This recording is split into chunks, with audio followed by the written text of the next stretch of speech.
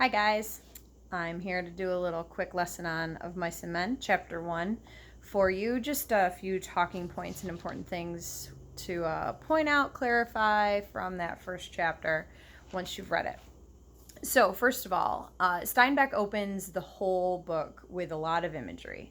Imagery is sort of his thing. A lot of his books feature a lot of imagery, and it's not only there to give you a really vivid picture of the setting, which is a big part of it, obviously, but it's also really important because it helps you understand how much time has passed. And that's really evident in the first chapter, but it will be evident in later chapters as well. So that's something to look out for. For example, after he does that initial description of the riverside and the riverbank, and where there's this one, he describes it as a recumbent tree, right? There's a tree limb that comes along and it's been worn down from people sitting on it over the years. After he describes all of that, he tells you that it's evening of a hot day.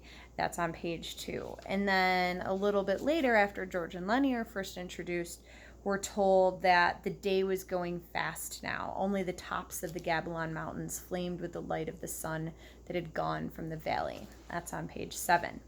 And then later on page 10, Steinbeck says, the flame of the sunset lifted from the mountaintops, and dusk came into the valley, and a half darkness came in among the willows and the sycamores.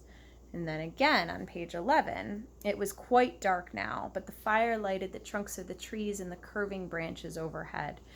So as the chapter goes on, even though you could read the whole chapter in 30 to 60 minutes probably, depending on how quickly you read, you get this idea of how much time has passed. You know that they're there and that this conversation and their meal and all of that occurs over a much greater period of hours than it would take you to just read that chapter. The next thing to talk about is George and Lenny and their characterization. These two are your main characters in the story. George is really the protagonist because it is his inner struggles and difficulties that this story focuses on even more than Lenny's. But Lenny is also an important main character. He's certainly not an antagonist, although he has some antagonistic qualities as far as George is concerned. We'll meet the real antagonist of the story later on, though. George and Lenny are characterized for you both physically and personality-wise pretty quickly. We're told that George is small and more slightly built, whereas Lenny is huge and tall. So I always like to clarify with people. Rosie's here. I always like to clarify the fact that just because George is not huge like Lenny does not mean he isn't strong. He's still strong. He works, he's a manual laborer on a farm, so he would have to be pretty strong to be able to, they talk about bucking barley, which basically means they're taking these huge grain bags and throwing them onto the wagons. That's the job they're going to be doing at this farm that they're headed to. So he has to be pretty strong in order to do that. But Lenny is like freakishly strong. He's incredibly strong. Picture like a football linebacker with those incredibly broad shoulders, really tall. He's probably 6'2", 6'4", 6'6". We don't know. But he's really big. But despite Lenny's size, he's not like an adult. He's very childlike. He has an exceptional disability, which means that his mentality is more like a child's. And that's why he's described as being forgetful. He can't remember where they're going. He doesn't know what he did with his work ticket. And George is like, you idiot, I would never have let you had it in the first place because I know you would lose it. Things like that tell you that he could not survive on his own. He would not be able to take care of himself, despite the fact that he says he'll go off into a cave in the mountains and live and he'll be fine and he won't need any ketchup, right?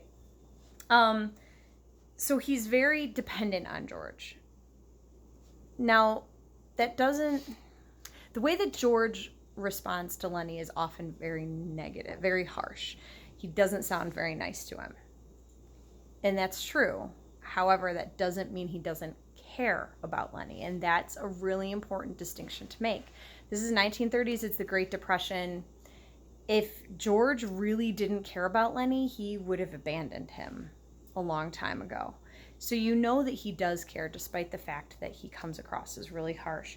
But he does say things at times, like after he yells at him for, George yells at Lenny for holding on to that mouse, and he kind of like backs off a little bit. He says, I ain't taking it away just for meanness.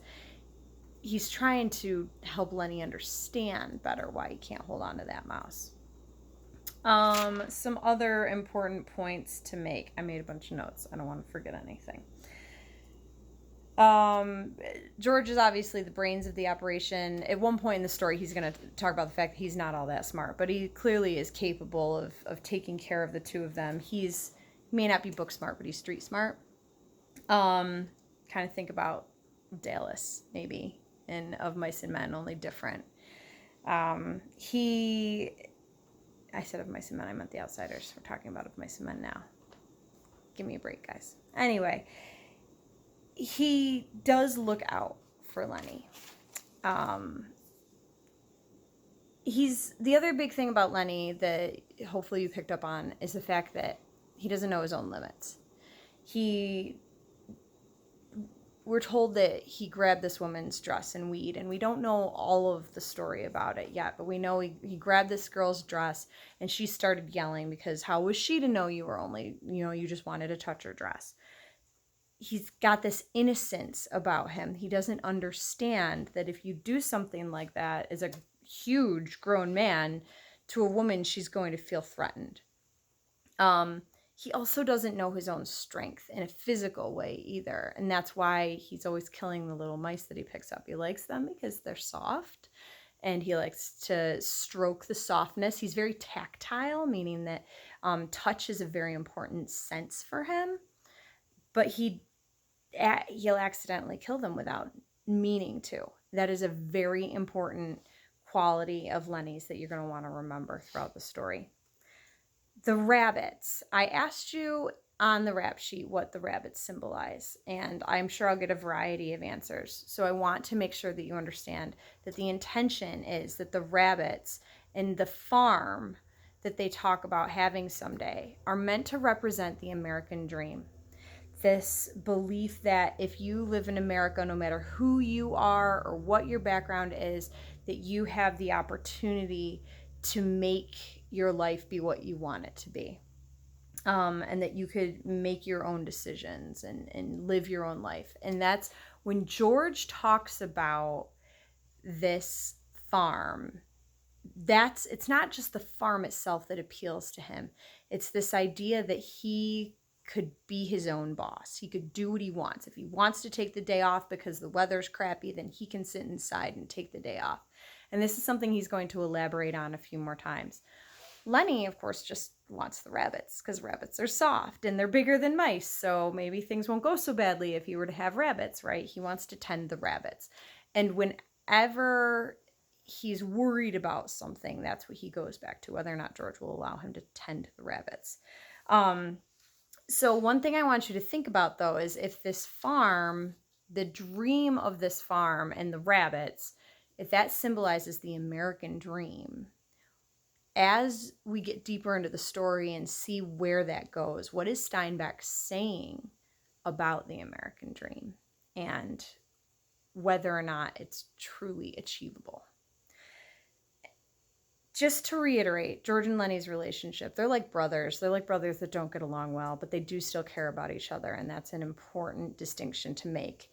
George is harsh, unnecessarily harsh to Lenny a lot of the time, but he does still care about him.